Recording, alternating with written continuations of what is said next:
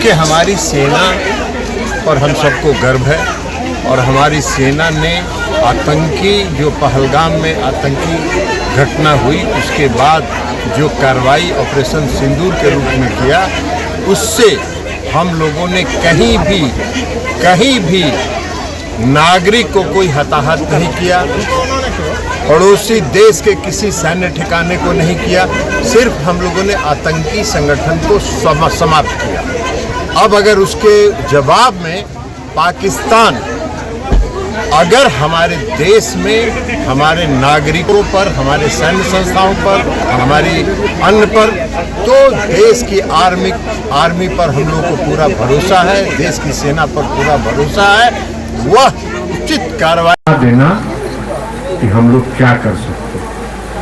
मोदी जी ने भी सीना ठोक के कहा कि हम क्या कर सकते हैं तुमको बता देंगे। और आज घुस के पाकिस्तान में उन्होंने सारे आतंकवादी को ध्वस्त कर दिया। सैकड़ों लोग मारे गए आतंकवादी जो देश में आके यहाँ दहशत फैलाते थे, गरीब गुरुआ सबको तंग करते थे, मारते थे।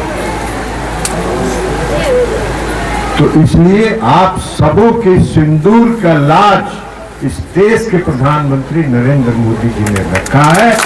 और यह सिंदूर आज हमारे माताओं और बहनों के माथे पर जो सिंदूर है, आज मोदी जी के लिए आशीर्वाद बन के वो काम करता है। उनका वही ताकत है, आपके मांग का सिंदूर उनकी ताकत है और शक्ति है, और इसी के बल पर काम कर रहे हैं।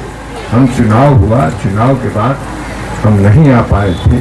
भारत सरकार के मंत्री के रूप में बहुत काम था, जिम्मेदारी थी, नया काम था, समझना भी था, जानना भी, इसलिए थोड़ा देर हुआ। इसके लिए आपसे हम माफी मांगते हैं। लेकिन जैसे ही हमको फुर्सत मिला हम आपके बीच हाजिर हो गए, और आपके बीच हाजिर हुए हैं इसलिए कि हम आपका अभिनंदन करें, हम आपका आभार करें कि पिछले चुनाव में आपके आशीर्वाद से हम जीते, और हम जीते तभी भारत सरकार के मंत्री बने। तो इसलिए आपका सबसे बड़ा श्रेय है, आपका सबसे बड़ा योगदान। आज हम जहां भी खड़े हैं उसमें आपका आशीर्वाद है, आप सबों का भरोसा है, तब हम वहां खड़े। अब आपका अगर भरोसा हम पर है तो हमको क्या करना है?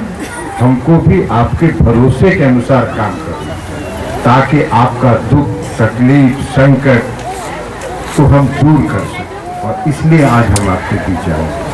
आज आपके बीच हमारे सब लोगों ने बताया दो मुख्य काम है। एक, आपका जो प्राथमिक विद्यालय है वो मध्य विद्यालय में उत्क्रमित हो जाए।